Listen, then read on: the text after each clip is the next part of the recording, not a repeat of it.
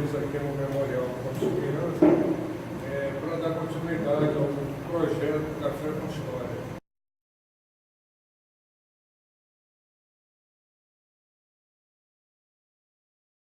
A gente sempre faz esse encontro aqui no Memorial, a gente prefere fazer aqui para que as pessoas fiquem em contato com esse clima, né, do Memorial, do museu, e também conheçam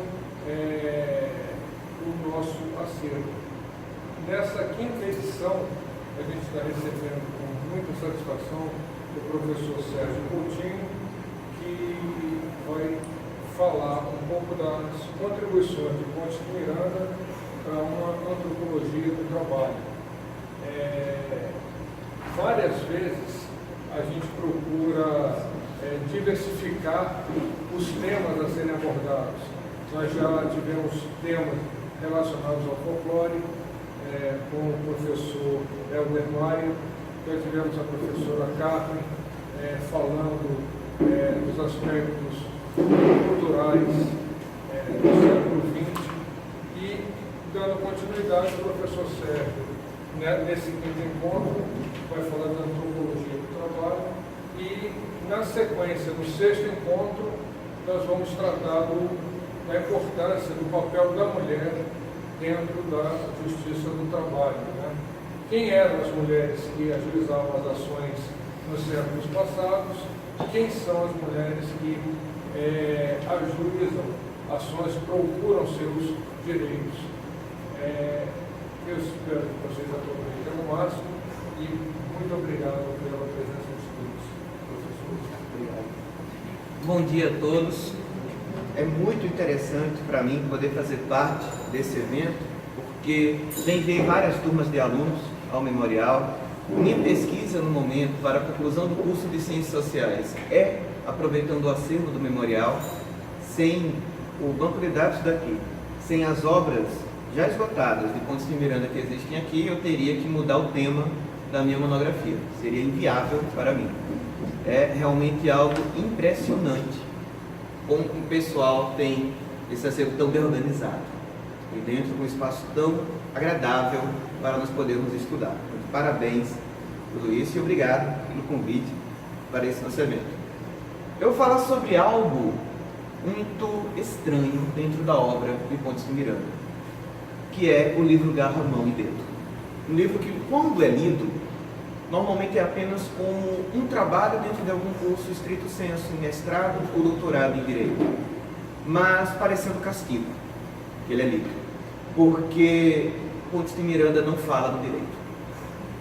Pontes de Miranda tem uma menção e sistemas repressivos não entram na reflexão desse livro. De modo muito genérico, pode servir para o Estado de Direito, pode servir para um sistema jurídico, porque Garra, Mão e Dedo diz todo o que ele está produzindo naquele momento, quanto aos aspectos jurídicos, mas é uma continuidade quanto à análise da sociedade. Ele tem uma preocupação que, às vezes, quando as livrarias eletrônicas vão divulgar esse livro, comete o equívoco de dizer que seria antropologia filosófica. O que há, na verdade, é um ensaio antropológico. Não é um manual, não é um curso, não é uma pesquisa científica, de modo geral, é uma reflexão aberta de alguém que já tinha uma produção grande, mas estava amadurecendo como expressar suas ideias políticas. E nesse momento, Garra, Mão e Dedo está muito mais para uma antropologia política de Pontes de Miranda. A grande preocupação dele, o norte do livro é o que faz de nós quem nós somos, como sociedade. Em duas etapas que ele formula essa questão, ele formula literalmente essa pergunta. O que faz de nós quem nós somos e o que faz de nós uma sociedade, seja ela qual for. É bem curioso por qual caminho ele faz isso. Pois, como eu dizia, sendo um ensaio, ele não tem enormes preocupações com estudos empíricos anteriores. Então, quando ele menciona aldeias indígenas, ele não diz quando é o estudo sobre a aldeia, ele não deixa claro nem qual é a aldeia.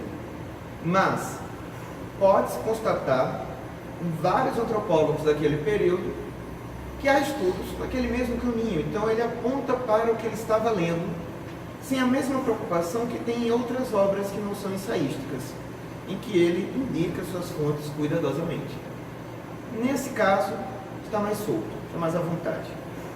Essa obra, de 1953, nós temos, nos primeiros 3 capítulos, um trabalho quase arqueológico. Ele pega estudos arqueológicos daquele período, dando continuidade a uma outra obra dele, anterior, uns anos antes, Introdução à Política Científica. Ele várias vezes se reporta a isso, conforme já havia mencionado na Introdução à Política Científica, como já havia trabalhado na Introdução à Política Científica, que seria a princípio uma obra de epistemologia, converte-se em uma obra de ciência política, o Introdução à Política Científica. E quase metade do livro é o que existe no corpo humano que contribui para nós convivermos em sociedade. E então vem um estudo do tamanho do crânio, tamanho do cérebro, a preocupação com nós sermos bípedes, e de repente, como quem está brincando com o leitor, ele diz que nada disso foi relevante. Nada disso. Tudo isso que eu contei até agora, tudo isso que descrevi, foi apenas para dizer que nós somos humanos.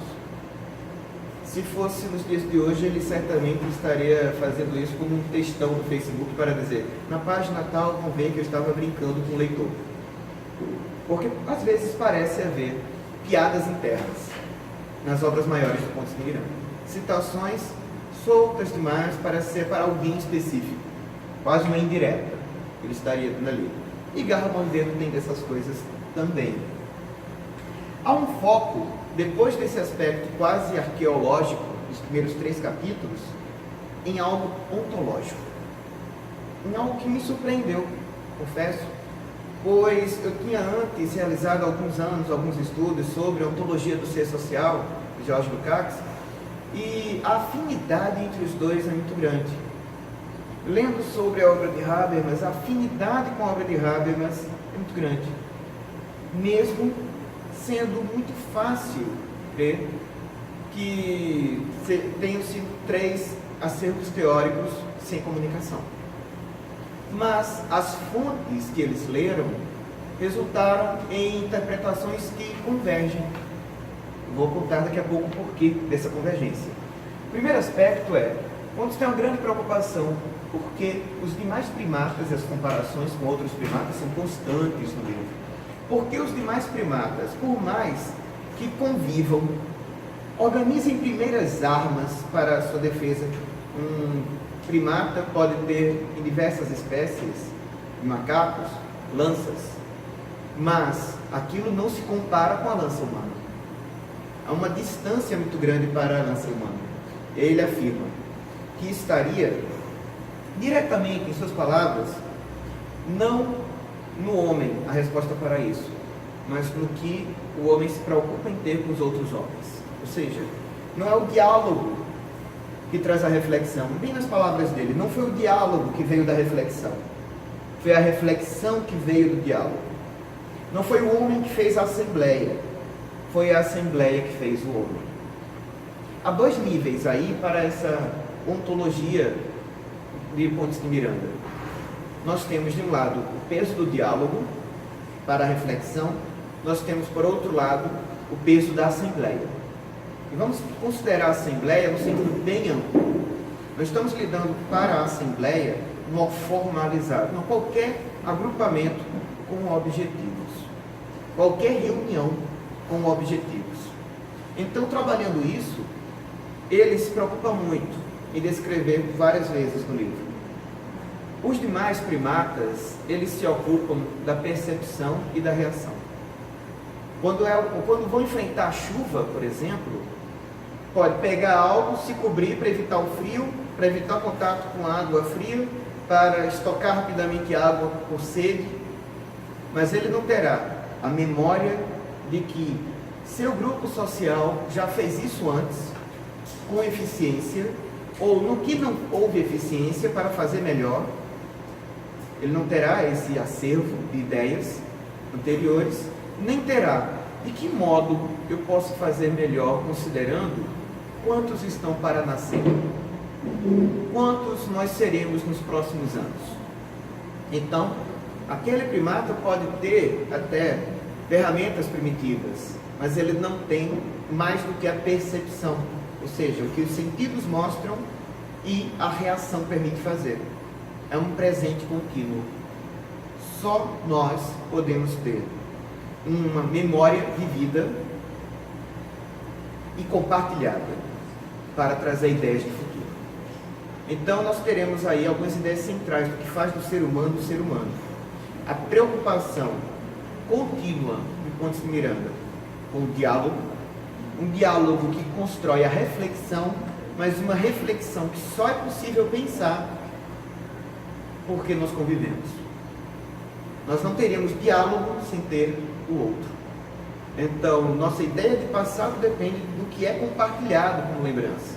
E nossos objetivos, nossos sonhos, nossas expectativas dependem também do que possa ser compartilhado como prioridades da sociedade. Então, quando eu falo uma antropologia do trabalho em Pontes de Miranda, não é, mas pode resultar em reflexões sobre o direito do trabalho. É o trabalho em sentido bem mais amplo. É a atividade humana. Todo o esforço humano, seja ele qual for, seja no trabalho manual ou não, será um esforço intelectual, porque é um esforço inserido em uma coletividade que compartilha ideias. Mesmo quem faz o trabalho braçal sabe, se eu continuar fazendo isso, desse modo eu vou adoecer a curto, médio ou longo prazo. Mesmo que ele não possa fazer diferente, ele pode pensar sobre o que faz. Mesmo alguém que esteja, digamos, numa condição de trabalho análogo ao escravo, para usar o termo jurídico de nossos dias, no Brasil, ele poderá, quando tiver oportunidade de uma denúncia, recordar todo aquele período de silêncio, todo aquele período de aparente obediência sem pensar. Aponta Pontes de Miranda, não há trabalho sem reflexão, porque isso não seria trabalho, pois não seria humano. No que converge para o que trará a ontologia do ser social de Lukács, o trabalho como alicerce do ser humano. Mas Pontes contribui de um modo distinto e habermasiano com o peso do diálogo e da busca do consenso, o peso do raciocínio compartilhado quando expresso. Aí nós temos a importância, e por isso eu reforço que esse não é um estudo antropológico tradicional, é um ensaio. Como todo ensaio, é algo escrito com liberdade. Eu tenho algumas ideias e eu quero passar adiante. Vou passar adiante sob o formato de um livro. E esse livro eu não tenho grande preocupação com todo o estudo histórico do que a antropologia já diz, do que a arqueologia já diz em cada arqueólogo. Esse esforço aparece na introdução à sociologia geral, na própria introdução à política científica e em outras obras dele. Mas aqui é um ensaio. E ele escreveu poucos ensaios. É uma pena. Pelo estilo mostrado nos ensaios que ele tem, seria muito interessante que houvesse mais. A metáfora que dá nome ao livro é fundamental para toda a tese dele. A metáfora que traz a garra, a mão e o dedo. Por isso que expus até agora, dá para abordar um pouco essa metáfora. A garra, porque nós temos uma percepção, um certo estágio primitivo do ser humano, ou com espécies anteriores, em que só os sentidos traziam uma noção de mundo, uma noção imediatista de mundo. Então, eu tinha fome, eu encontro algo que eu posso comer, eu seguro. Por isso, começamos pela garra no livro. O que eu seguro não se confunde com a mão, porque eu não vou poder modificar aquilo para ser melhor para ser comido. Nós já teríamos um estágio diferente quando eu posso manipular algo, quando eu posso modificar algo. E quando eu chego ao estágio do dedo, eu tenho algo totalmente distinto, e em etapas, em níveis de distinção. Uma etapa, aquilo que eu aponto não é mais o mesmo em comparação com o que eu pegaria. Porque quando eu aponto, eu estou representando com o meu dedo ou ao pedir para alguém para ver algo, dedo é simbólico nesse caso, no livro, porque haveria uma revolução digital no cérebro humano quando ele toca em algo. Se alguém pega as páginas em que ele fala disso, sem saber que estamos lidando com os anos 50, alguém vai pensar que é algo do século 21, falando sobre o uso de uma tela touch. Porque o que ele aponta? Quando eu toco em algo e surgem imagens novas, eu posso, com aquelas imagens, não ter mais só um mundo concreto, mas um mundo digital paralelo. Juro que isso está dito por ele, em Garramão Ribeiro. E qual é a grande questão? Nós não precisamos de uma tela touch para isso. Em qualquer objeto, eu tenho esta folha das minhas anotações. Eu posso, com esta folha, ter um barco de papel. Eu posso, falando isso, todos já imaginaram. Quando criança, eu também fiz barcos de papel. Eu sei o que o Sérgio se propôs a fazer. Se ele fizer um barco de papel, não tem água suficiente para isso, então vai ser irrelevante. Esse exemplo dele, então, deve estar tendo outra função. O que Pontes de Miranda fala? Eu estou indicando. Há um dedo simbólico nesse momento. Eu estou apontando para algo no plano das ideias, que só fará sentido devido a vocês já terem convivido com isso antes. Em uma sociedade que não houvesse o hábito infantil de fazer barquinhos de papel, isso não teria a mínima importância. Eu teria que fazer apontar para ele concretamente. E Pontes de Miranda afirma: o plano das ideias pode trazer diferentes expressões de acordo com o que você visa apontar. Nós não temos todos a mesma perspectiva sobre algo que vamos ver. Então, eu aponto para o mar com um objetivo diferente de um marinheiro, diferente de um meteorologista. E ele diz: apenas a espécie humana tem isso. Os demais primatas apontam para fugir da chuva, todos correm. O ser humano aponta para onde podemos nos proteger de uma chuva futura, para lembrar onde nos protegemos antes. E vejam, os exemplos só estão fazendo sentido, diria Pontes de Miranda, por serem coletivos. Diz ele: quando o símio superior vê a nuvem carregada e vai buscar trapos ou folhas para se cobrir, não prevê o futuro, apenas reage a um dos fatos que estão ligados à chuva. A representação só existe quando desligada da percepção. Eu não dependo de uma reação imediata, eu não dependo dos sentidos. Eu posso refletir, planejar, construir coletivamente projetos do que precisa ser feito. Diz ele em seguida: não é só a garra, a boca apreensiva que se regride. Se voltamos o dedo, a garra ou a mão. Regride-se também a mão e a períodos inferiores da revolução digital. A absorvente atividade manual, simiesca, faz ancorar o ser humano. Se não é por si mesmo a consequência dessa ancoragem, as construções que daí saem ressentem-se da ausência do pensamento superior. Então, se eu, como ser humano, paro para só reagir instintivamente às minhas necessidades, eu terei a minha humanidade sacrificada. O ser humano que apenas luta contra a fome, o ser humano que procura apressadamente como se proteger dormindo na rua do frio e se proteger de agressores na rua, ele está afastado da própria humanidade, pela própria sociedade. O que nos afasta não somos nós mesmos, o que nos afasta é a nossa coletividade, não é algo individual. Porém, dizer isso não é cronológico, não é nem evolutivo. Então, podemos recuperar, mas o recuperar depende dos objetivos dessa coletividade. As mediações humanas no trabalho manual vêm do diálogo, vêm da assembleia, vêm do reconhecimento do que é humano. Então, mesmo se nós observássemos uma visão precária do direito do trabalho, arcaica, o trabalho manual se distingue plenamente do trabalho intelectual. Bom, trabalhadores, voltados ao trabalho manual, como cortadores de cana, eles formalizam associações, sindicatos. Se eles fazem isso, eles podem pensar sobre o próprio trabalho. Logo, não é trabalho meramente manual. É uma distinção didática, podemos dizer assim, nos manuais de direito do trabalho.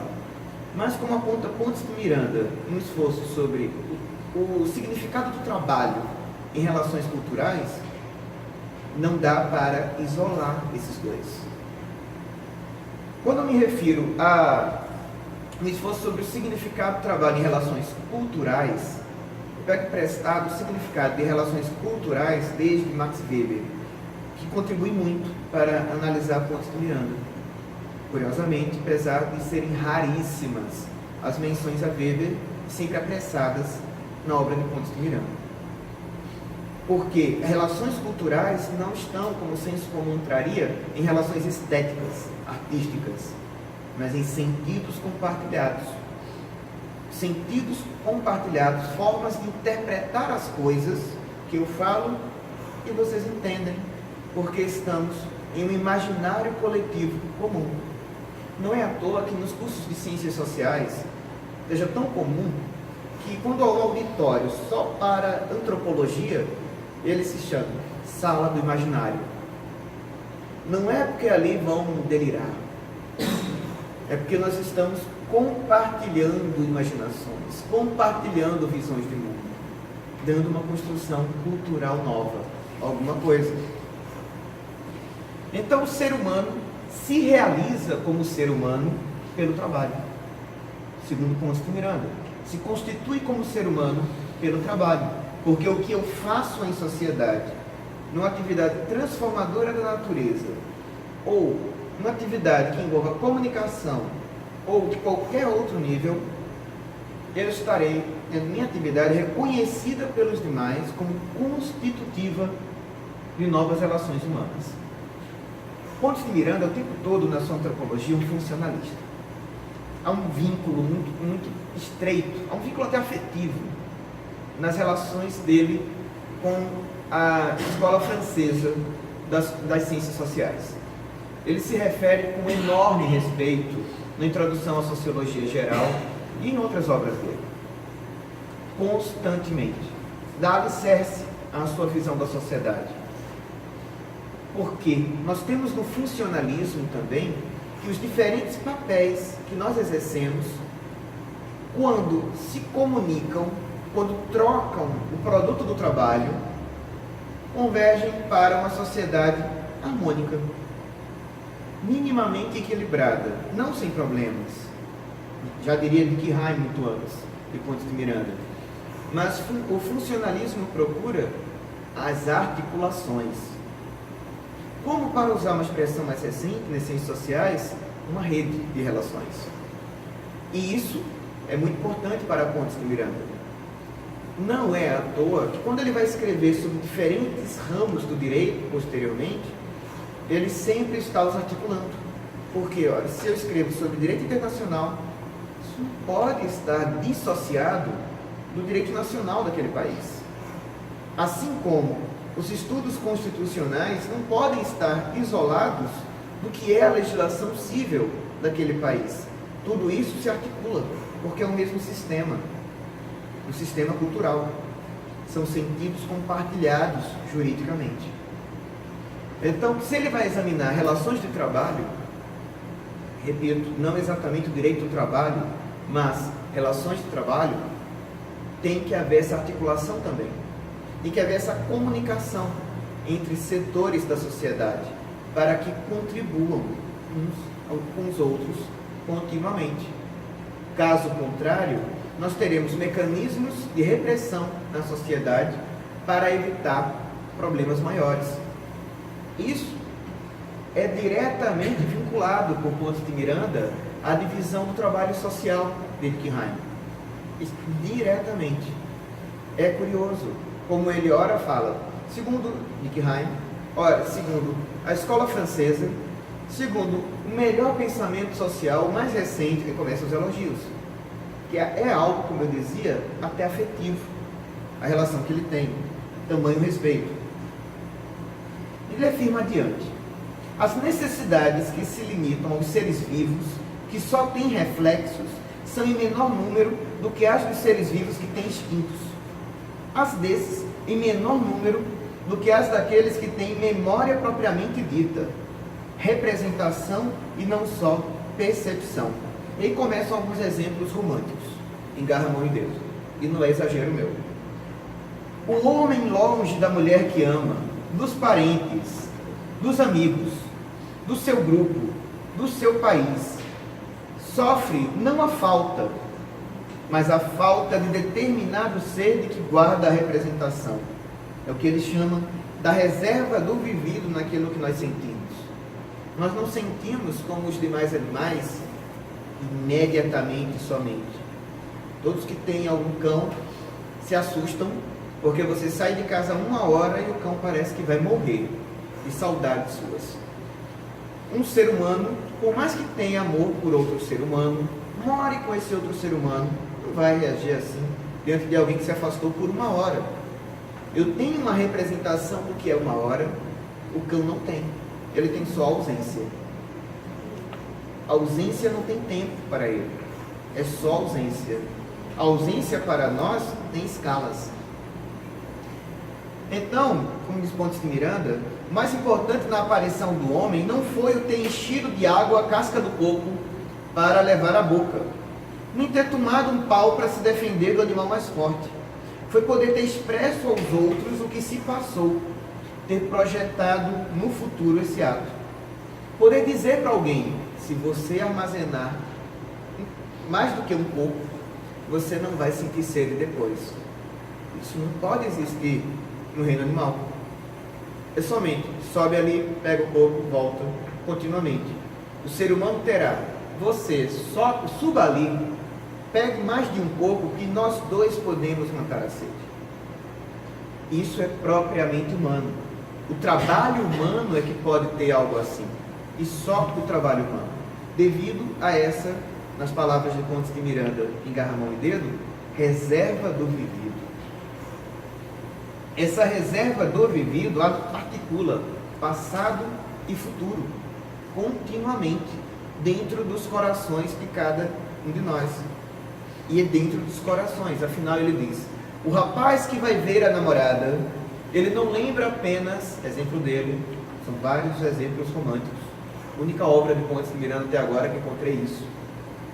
O rapaz que vai ver a namorada, ele não tem apenas a vontade de vê-la, mas a lembrança dos encontros passados, para pensar no quanto é importante aquele encontro com ela. O que constrói aquele encontro ser importante para os encontros anteriores, e não apenas encontrá-la. Do mesmo modo, em qualquer momento. O segundo exemplo que ele traz, no mesmo parágrafo do livro, é quando você vai ler um livro e você decide se vai comprá-lo ou não. Vou comprar esse livro. O que você precisa? De sua memória, da importância daquele autor, da importância daquela livraria, da importância de obras anteriores daquele assunto. Sem um passado reconstituído, eu não poderei responder a pergunta: que importância pode ter ler esse livro depois para mim? Então, eu articulo o meu passado com o meu futuro, e isso é que constrói o presente. O presente do ser humano não é mera reação a impulsos, a instintos, não é mero reflexo, porque se assim fosse, nós seríamos como nossos animais de estimação. A distinção está no trabalho, e o trabalho está construído na nossa capacidade transformadora, não só do que já existe concretamente, mas do que já existe como ideia. Nós construímos ideias novas entre nós, e nós compartilhamos ideias novas, e isso também é trabalho. Em Karl Marx nós teríamos, num capítulo tratado como inédito sempre no Capital, como trabalho imaterial, porque é o trabalho que produz bens simbólicos, produz bens que todos entendem. Uma música no Spotify, um seriado no Netflix, mas que ninguém agarra. Como diria Pontes de Miranda, agarra nesse momento já se tornou uma memória antiga e irrelevante. A mão nesse momento já não tem mais tanto peso, e o dedo simbólico, o apontar para algo, já é algo que nós fazemos há muito mais tempo. Nós conhecemos muito bem. E Pontes de Miranda traz com isso uma ideia muito curiosa, já na parte final do livro. Uma ideia que se divide em duas, em sua obra. De um lado, como eu falava de um homem romântico, tem um outro exemplo dele que é: o que seria o ato sexual se o casal não conversasse na cama? Não sei como é que estava a vida afetiva de Pontes de Miranda escrevendo esse livro, mas os exemplos são realmente interessantes e não aparecem em outras obras. O que ele vem a apontar aí? Ele diz: se o casal apenas pratica o ato sexual, é um coito como de qualquer outro animal. Mas se o casal tem o que conversar sobre o que está fazendo, sobre o que quer fazer, sobre o que já fez na cama, esse casal poderá ter na sua prática sexual algo exclusivamente humano. Do mesmo modo que uma assembleia, ao trazer reflexões, qualquer assembleia, nós aqui, aqueles que possam estar assistindo, se eu conseguir que esta palestra esteja no YouTube mais tarde, aqueles que possam mais tarde conversar sobre o que assistiram hoje aqui, nós estaremos também em assembleia, e diria Pontes de Miranda, expandindo a mesma assembleia, porque é o mesmo sentido compartilhado. O ser humano, por ter essa capacidade, a humanidade pode superar, diz Pontes de Miranda, qualquer conflito, qualquer problema posto diante de si. É ilimitado isso, porque diante de problemas e não encontrando solução no concreto, podemos criar algo, podemos trazer problemas novos para substituir os antigos. Nossos conflitos não são só de cada um de nós, são nossos, são de todos nós. Então, a nossa predisposição física, volta aos primeiros capítulos, quando ele fala da composição fisiológica do ser humano, a nossa garganta, nosso aparelho respiratório, a composição do nosso cérebro, fazem com que nós possamos nos articular com uma riqueza que nenhuma outra espécie pode. Então, o peso do diálogo entre nós é algo ilimitado também.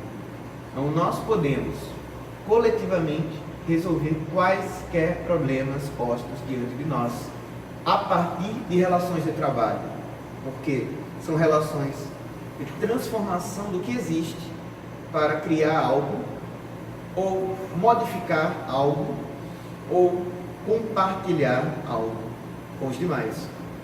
Fico aberto agora para dúvidas, para debate, para conversa, caso possa estar no YouTube mais tarde, para comentários em quem estiver assistindo isso depois, quem puder ver em Facebook, se eu conseguir deixar lá também, deixar comentários também por lá. Muito obrigado mais uma vez a todos aqui por essa oportunidade de falar sobre esses temas. Essa pesquisa será parte do primeiro capítulo do meu estudo para a conclusão do curso de Ciências Sociais no UFAL. Mais tarde, terei prazer em compartilhar com todos, quando estiver com esse estudo já mais avançado, mais capítulos, com o texto completo, o que, se tudo permitir, estará completo até o final desse ano. Mais uma vez, obrigado.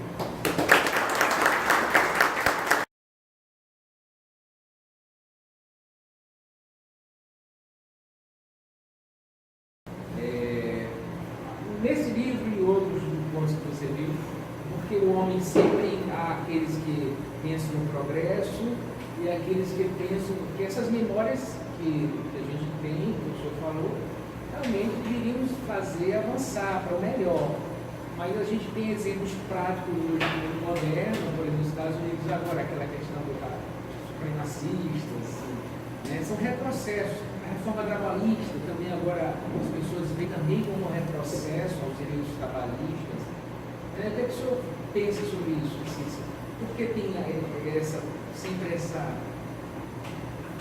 choque entre os homens? Aí é muito interessante a tua pergunta, porque Pontes de Miranda tem uma obra inteira e depois ele tem vários capítulos de outras dedicadas ao materialismo histórico, a leituras de Marx e Engels. E nesses momentos ele lembra que nós fazemos a história como hipocrisia hoje, mas não fazemos nas condições que escolhemos. E não fazemos com consenso. Então, nós temos problemas novos, mas não estamos, como no otimismo funcionalista de Durkheim, tendendo sempre a todos estarem juntos para um mundo sempre melhor. Nós temos relações egoístas na lógica do capital, onde uma oposição direta a isso, uma posição até antipática a isso, cheia de adjetivos em suas obras, afirma: se nós não tivermos coletivamente como nos organizar contra os excessos do capitalismo, vai se fazer o que bem entender com o ser humano. É preciso enfrentar isso. O que precisamos para enfrentar? Precisamos de um diálogo bem articulado. Vamos pegar os dois exemplos que você bem lembrou. E são ótimos porque são muito recentes. Falando sobre uma obra dos anos 50 do século XX, para mostrar como clássicos se mantêm vivos. E nós temos Ítalo Calvino dizendo que faz um clássico ser clássico no livro Por que Ler os Clássicos, ele diz, é que a obra não só se mantém interessante é muito abstrato, que a obra é reescrita a cada época. E nós podemos ter isso em Pontes de Miranda, nas obras de ciências humanas e sociais dele. Porque quando ele aponta isso, e nós vamos refletir nesses dois contextos grandes: os supremacistas nos Estados Unidos e a condição da reforma trabalhista no Brasil. Os supremacistas nos Estados Unidos, não é toda a assembleia e toda a organização para o diálogo que será válida. Afinal, eles se articulam para anular a voz do outro, para desejar a morte do outro. Recentemente, um aluno perguntava na sala de aula: não seria vedação à liberdade de expressão impedir que eles se expressem? Não, porque a expressão deles é para garantir a morte de outras pessoas. Então, liberdade de expressão é permitindo a expressão de todos. Se a minha expressão é desejando que ou saia do país, ou cale-se, ou morra alguém, ou todo um grupo, latinos, negros, homossexuais, ciganos, estrangeiros de modo geral, todos que me incomodam, eu não tenho liberdade de expressão. Diria Pontes de Miranda, as liberdades só existem como algo coletivo, porque mesmo como direito individual, a sua expressão e o seu reconhecimento estarão dentro da sociedade. Então, mesmo como direitos individuais, será uma coletividade que defenderá, que assegurará. Então, a repressão rápida dos Estados Unidos foi fundamental. É muito interessante. O Partido Republicano, normalmente, no imaginário político norte-americano, seria tolerante com aqueles supremacistas brancos. E ele exigiu do presidente da República uma posição clara. E o Donald Trump teve que reformar um discurso relativista, flexível demais, em que dizia muitos erraram, e voltar pouco depois, um dia depois, dizer supremacistas, o Ku Klux Klan, várias entidades especificamente nomeando. E 2, 3 dias depois, demitiu um dos seus assessores mais importantes, que cuidava da comunicação de seu governo, porque era supremacista também. Então, o que aconteceu? Independente do que individualmente Donald Trump pense, ele viu que ele responde a uma sociedade que rejeita muito pesadamente aquilo. E se ele não reagiu rapidamente, imediatamente, pelo menos ouviu quem estava ao seu redor, ouviu seu partido, ouviu aliados próximos, não deixou de demitir por lealdade a alguém muito próximo a ele. Então, vai que esse governo Trump pode ter uma posição ainda humana a longo prazo. Se não dá para se livrar dele, já que estamos na democracia, vai que aquilo pode trazer algo positivo ainda. Foi um teste que ele teve, foi um grande teste.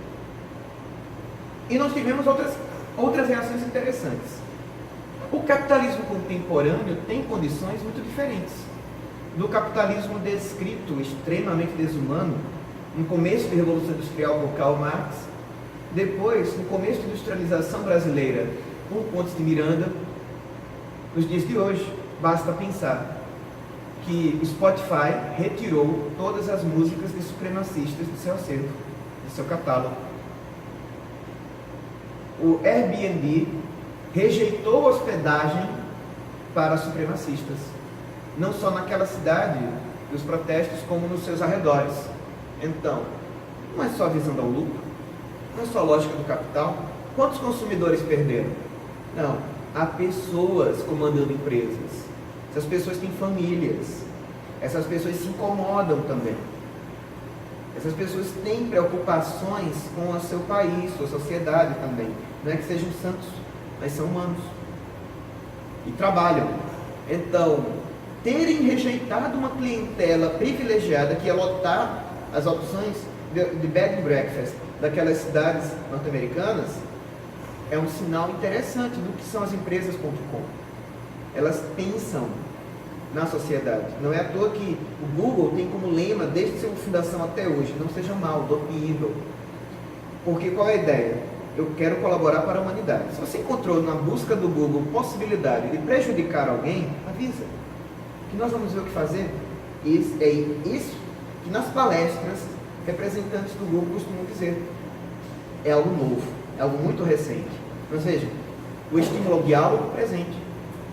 O indicar problemas como questões simbólicas novas, como algo presente. Então, essa proposta de Pontes de Miranda continua respondendo como o que dá sentido a ser do ser humano. Continua sendo significante. Vejamos no contexto, na segunda metade da tua pergunta, no contexto da reforma trabalhista, em que ela tem sido bastante criticada como todo. É muito complicado, pois é uma reforma que modifica mais de 100 artigos e não foram mais de 100 artigos debatidos em audiências públicas, em grandes congressos, em comissões especiais da Câmara dos Deputados, passo a passo. Simplesmente um projeto que ficou parado um longo tempo, de repente, por conveniências políticas de um certo grupo político, posto em votação, aproveitando uma maioria súbita que o presidente teria naquele momento.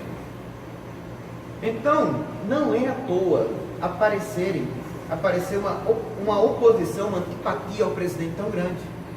Vamos completar a sua pergunta com uma terceira parte, não dita. Nosso presidente da República atual é o único, na história democrática brasileira, que não fala na possibilidade de plebiscito quando fala em parlamentarismo.